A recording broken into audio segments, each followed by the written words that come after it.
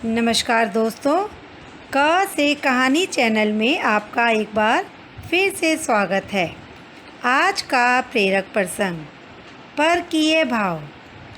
पुत्र का विवाह परंपरा के अनुसार 10-11 वर्ष की आयु में कर दिया गया। कन्या 7 वर्ष की थी तथा माता की देखरेख में ही उसका चुनाव किया गया था, किंतु कुछ दिनों पश्चात माता को अनुभव हुआ कि कन्या का चुनाव ठीक नहीं किया गया है और उसने दूसरी उत्तम गुणों वाली कन्या खोजकर विवाह संबंधी बातचीत शुरू कर दी।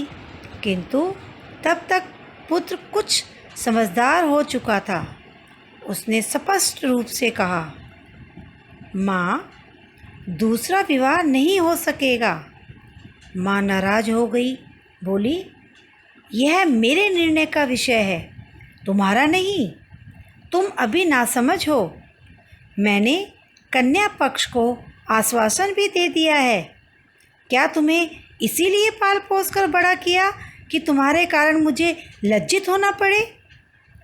पुत्र ने उत्तर दिया, आपका मान मुझे प्राणों से भी प्यारा है। मैं उस पर अपने प्राणों की आहुति तक दे सकता हूँ, पर क्या दूसरा विवाह करने से पहली पत्नी का जीवन नष्ट नहीं हो जाएगा? माता फिर भी ना मानी। तब पुत्र बोला, अच्छा माँ, एक बात बताओ, यदि कन्या के स्थान पर मैं ही उन्हें अयोग्य मालूम पड़ता तो क्या तुम उस कन्या को दूसरा विवाह करने की अनुमति देती? और इस तर्क संगत प्रश्न का माँ के पास कोई उत्तर ना था। पुत्र आगे बोला, माँ, हम अपने ही जीवन का ख्याल करते हैं, स्वयं की खुशहाली ही सोचते हैं। यह नहीं देखते कि हमारी खुशहाली से किसी दूसरे को हानि तो नहीं हो रही है। यदि ऐसा होता तो फिर वह जीवन ना रहा।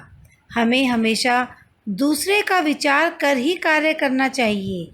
इसी में वास्तविक सुख है, वास्तविक आनंद है।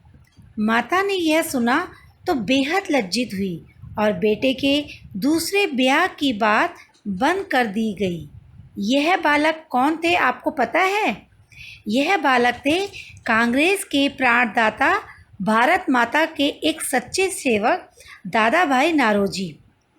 तो दोस्तों, आज का प्रेरक प्रसंग आपको कैसा लगा?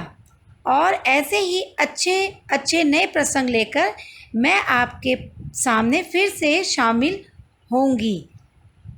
प्लीज़ मेरे चैनल को सब्सक्राइब कीजिए, शेयर कीजिए और लाइक कीजिए। तब तक के लिए खुश रहिए, आबाद रहिए। नमस्कार।